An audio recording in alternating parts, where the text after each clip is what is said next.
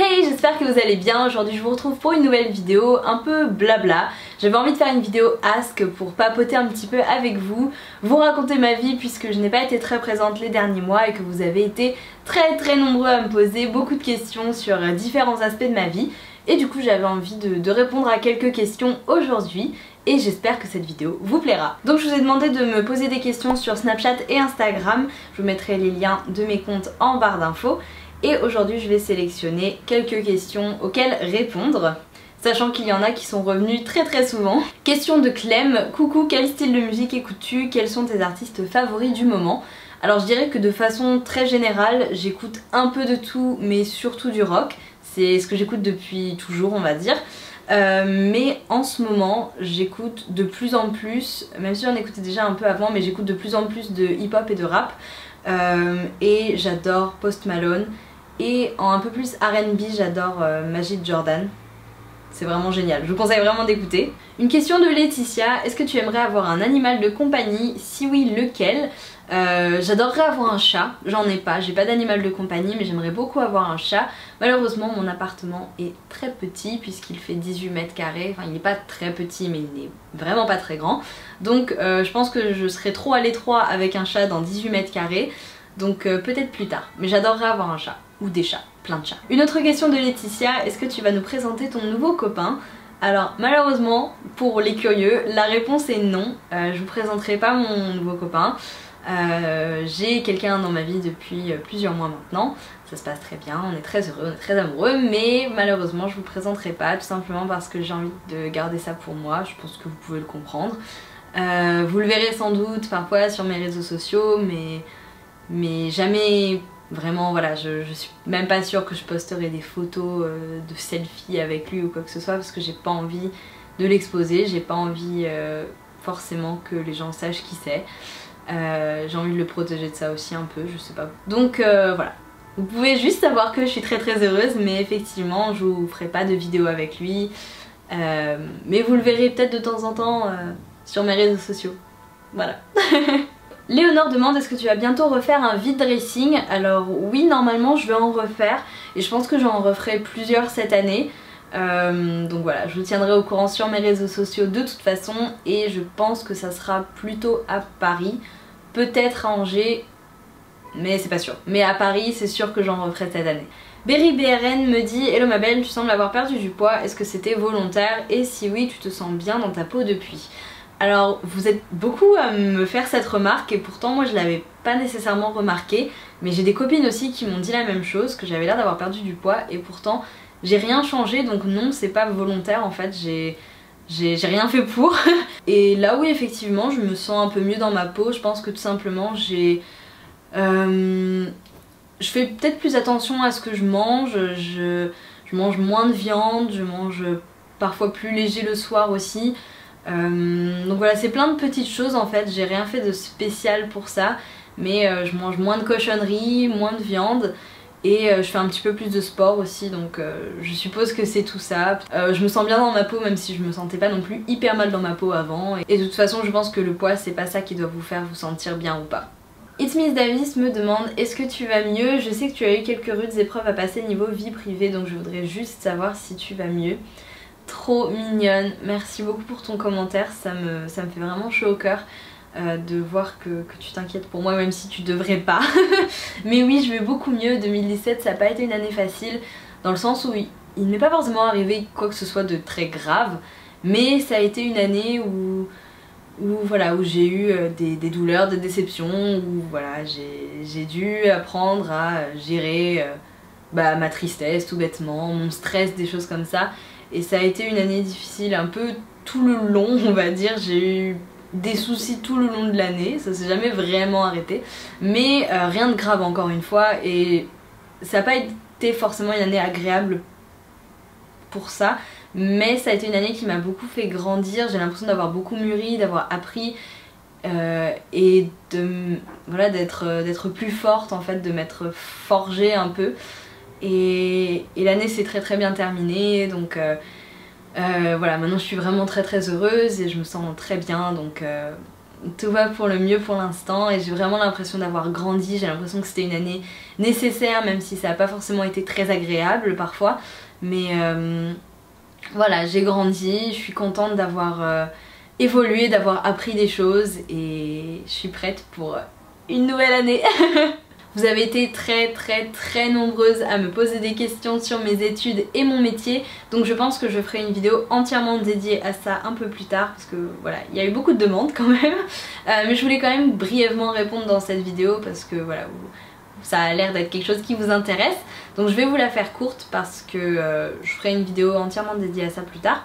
Mais globalement, j'ai fait un bac L. Ensuite, je suis allée à l'université à Angers. J'ai fait une première licence LLCE allemand, donc langue, littérature et civilisation étrangère, dans le but de devenir prof, potentiellement prof d'allemand. L'année d'après, j'ai commencé une double licence un peu en décalé. En fait, j'étais en deuxième année d'allemand et en première année d'anglais. Donc j'ai fait j'ai commencé une licence LLCE anglais, donc pour avoir voilà au bout de 4 ans du coup, 2 licences différentes, LLCE anglais et allemand. Donc après mes 2 licences, j'ai décidé de quitter la fac d'Angers et je suis allée à Paris pour faire un Master 1 gestion marketing franco-allemand à la Sorbonne Nouvelle. Et j'ai décidé de changer et de faire un Master 2 marketing et communication des entreprises à Panthéon-Assas, donc Paris 2. Qui est une fac que j'étais vraiment ravie et émue d'intégrer en fait parce que j'ai travaillé très dur pour y arriver et j'étais vraiment fière de moi en fait d'être arrivée à être acceptée à Assas. Et du coup j'ai fait ce Master 2 très spécialisé en marketing et communication.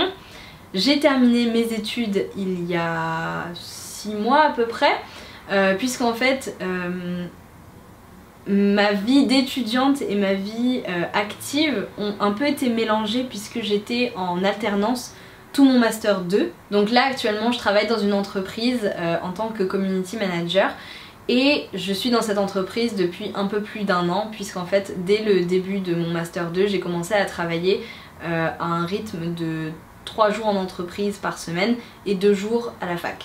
Donc en fait ça fait quasiment 1 an que je suis en transition de vie active, vie étudiante. Donc pour moi la transition a vraiment été hyper soft puisque voilà, pendant 1 an j'ai eu cours la moitié du temps, travail la moitié du temps. Et là ça fait depuis septembre en fait, non attendez, ça fait depuis septembre que je suis plus étudiante. Donc je suis plus étudiante, je suis plus une alternante dans cette entreprise, c'est vraiment mon travail. Mais depuis le mois de mars en fait, j'ai terminé les cours, donc depuis le mois de mars je suis à plein temps dans l'entreprise. Mais j'avais toujours le statut d'étudiante en fait. J'avais fini tous mes partiels mais c'est juste que je travaillais à plein temps dans l'entreprise. Et j'étais toujours étudiante puisque je devais écrire mon mémoire etc. que j'ai rendu en septembre. Et en septembre j'ai été diplômée, je vous mettrai la photo parce que je suis hyper fière. Donc voilà, en septembre j'ai été diplômée de mon Master 2. Et depuis je travaille toujours dans la même entreprise, ils m'ont gardée après mon année d'alternance. Donc c'est une entreprise de marketing d'influence où je suis community manager entre autres, en gros je m'occupe de la communication. C'est une entreprise internationale et moi je m'occupe principalement de la France, donc je m'occupe de la communication avec les influenceurs. Voilà, donc c'est de la gestion de réseaux sociaux, c'est de l'emailing, un peu de la newsletter. C'est aussi de la création de contenu, je fais un peu des vidéos, genre un peu de montage, un petit peu d'événementiel aussi, parfois il y a des événements à organiser, donc je soutiens un peu sur ça au niveau de la communication, etc. Mon métier est vraiment passionnant parce qu'il y a plein d'aspects différents en fait, je m'ennuie jamais, il y a toujours des nouvelles choses à découvrir, de nouvelles missions. Et souvent quand on dit qu'on est community manager, les gens s'imaginent qu'on s'occupe juste des réseaux sociaux, mais moi c'est pas du tout mon cas. Il y a vraiment plein de choses différentes dans mon métier et c'est ça qui fait que je l'adore et que j'aime beaucoup travailler dans la communication. Si c'est quelque chose qui vous intéresse, je vous invite à regarder la vidéo que je ferai, je ne sais pas quand, mais promis je ferai une vidéo un petit peu plus là-dessus. Si vous avez des questions, n'hésitez pas à me les poser en commentaire, comme ça je saurai comment orienter cette vidéo là. Mais voilà, c'est un métier que je trouve vraiment génial et pour travailler dans la communication il y a plein de façons différentes, mais voilà, le plus important c'est de s'intéresser à ça, c'est peut-être de se débrouiller un peu aussi, de toucher un peu aux réseaux sociaux soi-même. Moi je sais que le fait d'avoir un blog ça m'a pas mal aidé, enfin un blog, YouTube, Instagram etc. ça m'a pas mal aidé parce que du coup je m'étais déjà un peu fait la main sur certains outils. Et voilà. Pour l'instant je pense que j'ai fait le tour et de toute façon comme promis je vous ferai une vidéo détaillée sur mes études et mon métier. TKSRN demande quelle place a l'allemand / l'Allemagne dans ta vie aujourd'hui. Alors pas forcément une place prédominante, je travaille pas spécialement dans une entreprise allemande ou spécialiste de l'Allemagne ou quoi que ce soit, mais dans l'entreprise où je suis du coup on a ouvert le marché allemand il y a à peine 6 mois et j'ai participé au développement en fait de ce lancement pour le nouveau pays qu'on ouvrait, donc c'était vraiment chouette. Vous avez été plutôt nombreuses à me demander des conseils pour rester motivée, pour toujours être positive. Et c'est vrai que depuis environ 2 ans je dirais, j'ai l'impression que ma perception des choses et ma vision de la vie a fondamentalement changé. Il y a environ 3 ans je crois, j'ai eu une sorte de prise de conscience, presque une illumination en fait, même si je sais que ça sonne stupide dit comme ça. Je me suis rendu compte que je me rendais moi-même malheureuse pour des choses qui n'avaient pas lieu d'être. Tout simplement parce que j'étais obsédée par l'image de perfection que pouvaient me renvoyer certains réseaux sociaux comme Instagram par exemple. Même si je blâme pas forcément les réseaux sociaux pour tous les malheurs du monde, parce que je trouve ça génial au contraire de pouvoir s'inspirer de ça justement pour se motiver, pour travailler toujours plus dur pour obtenir ce qu'on veut et voilà, et s'élever en fait, évoluer et voilà, et toujours améliorer sa vie. Ça pour moi c'est pas un souci, au contraire c'est génial de pouvoir s'inspirer de ça. Le problème c'est que moi j'étais obsédée par ça et je voulais que tout soit parfait dans ma vie comme ce que je voyais sur les photos. Et en fait l'élément un peu déclencheur c'est un jour où j'ai voulu organiser un brunch pour mon anniversaire chez mes parents. Le problème c'est que j'ai été très déçue parce que forcément ça ressemblait pas du tout aux photos Instagram, tout simplement parce que moi j'étais chez mes parents dans leur petite maison entre nous et que les filles que je voyais en fait elles faisaient des photos dans des palaces incroyables avec une table gargantuesque et des beaux immeubles, voilà, haussmanniens, tout ce que vous voulez. En fait tout simplement ce qui est bête c'est que je voulais quelque chose à un instant T qui m'était pas donné de vouloir en fait, tout simplement parce que j'aurais dû savoir que je pouvais apprécier un repas en famille tranquillement chez mes parents plutôt que de rêver d'autre chose et de transposer ça. Enfin, je sais pas si vous me suivez parce que j'ai l'impression que je parle loin, mais tout simplement en fait j'avais des attentes tellement élevées que forcément quelque chose de simple chez mes parents, tranquillement en famille, ça pouvait pas répondre à ces attentes hyper hautes que j'avais. Et en fait ça m'a fait me rendre compte qu'il fallait apprécier chaque moment de la vie pour ce qu'il était. Tout simplement en fait, apprécier les petites choses de la vie tout autant que les moments voilà, incroyables que vous pouvez vivre. Et en fait j'ai l'impression que j'ai juste arrêté de me prendre la tête et de vouloir que les choses soient d'une autre façon que ce qu'elles sont naturellement. Et j'ai juste commencé à apprécier la vie pour ce qu'elle était et j'ai commencé à apprécier chaque moment pour ce qu'il était, tout en espérant pas voir autre chose en fait. Et j'ai l'impression en fait que quand vous prenez la vie un peu comme elle vient et que vous appréciez chaque moment comme il est, sans essayer de le changer ou de le rendre meilleur, mais juste en l'appréciant comme il est vraiment à sa juste valeur, et je sais pas, j'ai l'impression que vous ouvrez les yeux sur tellement de choses et que la vie devient tellement plus simple et tellement plus belle et que voilà, tout simplement que vous allez l'apprécier encore plus.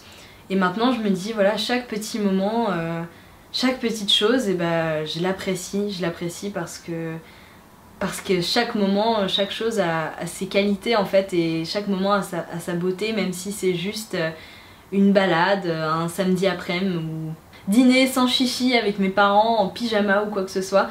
Je me dis que chaque moment a vraiment une beauté qui lui est propre et qu'il faut savoir apprécier ça. Chaque moment de votre vie n'a pas besoin d'être un photoshoot hyper glamour en fait. Juste ouvrez les yeux sur le fait que vous avez déjà des choses formidables dans votre vie, que vous vivez des moments hyper précieux en fait. En fait c'est juste ça je crois qui m'a fait changer ma vision de la vie, qui m'a rendu beaucoup plus positive par rapport à tout parce qu'en fait j'apprécie chaque petite chose et voilà, c'est comme ça que je reste positive et concernant le fait de rester motivée, je me dis en fait que chaque chose arrive dans la vie pour une raison, que ce soit positif ou négatif d'ailleurs. Je me dis si c'est positif tant mieux et si c'est négatif ça me fera forcément apprendre des choses, grandir, mûrir et voilà, je me dis que ça en vaudra forcément la peine au bout du compte et qu'il faut s'accrocher et que voilà, que ça en vaudra forcément la peine parce que j'ai toujours l'impression que la fin sera forcément positive.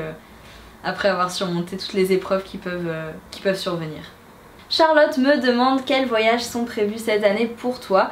Donc pour l'instant j'ai prévu d'aller à Vienne 4 jours avec mon copain dans quelques semaines, donc voilà, on a super hâte, ça va vraiment être chouette je pense. Je suis déjà allée à Vienne une fois il y a 3-4 ans avec une copine et là ça sera l'occasion d'y aller voilà, pour un petit voyage un petit peu plus romantique.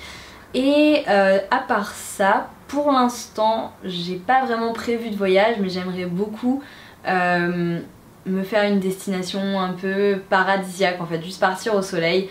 Donc je sais pas forcément où, j'aimerais beaucoup faire Bali parce que voilà, je suis asiatique, donc j'ai envie de découvrir plus de pays en Asie et que voilà, j'ai beaucoup de copines qui sont allées et qui ont trouvé ça vraiment génial. Après, n'hésitez pas à me dire si vous avez des destinations que vous me conseillez vraiment. J'aimerais bien retourner à Londres aussi, à Amsterdam et je sais pas. En Espagne aussi, j'aimerais bien aller en Espagne parce que je suis jamais allée. Mais voilà, pour l'instant j'ai vraiment trop rien de prévu à part Vienne, mais vous inquiétez pas, ça va se prévoir dans l'année et je vous emmènerai avec moi pour tous mes voyages. Miss Me2Me me demande, comptes-tu vivre à Paris toute ta vie? Si oui, qu'est-ce qui te plaît tant à Paris?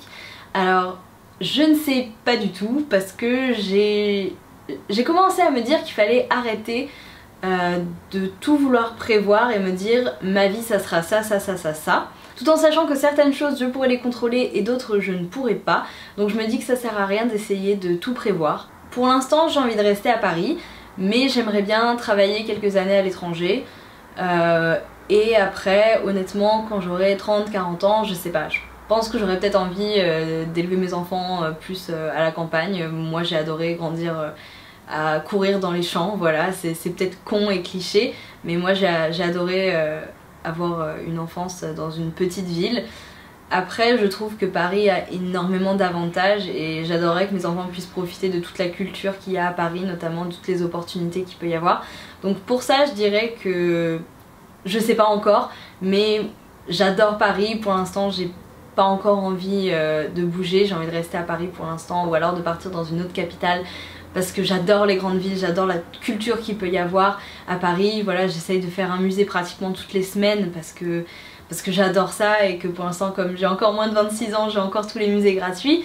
Mais voilà, moi ce que j'adore à Paris c'est les musées, c'est tous les petits cafés, c'est le fait qu'il y ait toujours quelque chose à faire, toujours des spectacles, des expos. Toujours des gens à voir et voilà, moi franchement je suis amoureuse de Paris.